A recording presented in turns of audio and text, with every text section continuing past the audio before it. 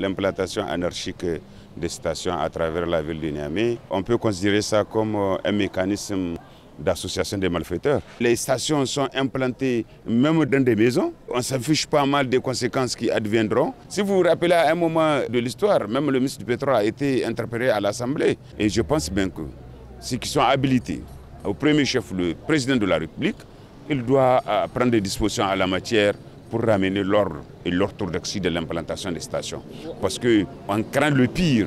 Le pire est que si ça adviendra, ça ne sera pas tout à fait chose commode qu'on revienne nous dire que c'est à ce stade-là qu'on va régler la situation alors qu'ils ont été prévenus. Mais dans tous les cas, c'est leur quotidien, la classe politique nigérienne. Elle n'a jamais songé à l'interpellation quand il s'agit de ses intérêts parce que nous savons que ceux qui possèdent les propriétaires de ces entreprises sont les comploteurs du système. Ce sont les comploteurs, soit les financiers de ce système, soit les comploteurs du système dans sa gestion. Donc, ils considèrent qu'ils sont au-dessus de la loi et ils feront ce qui bon leur semble.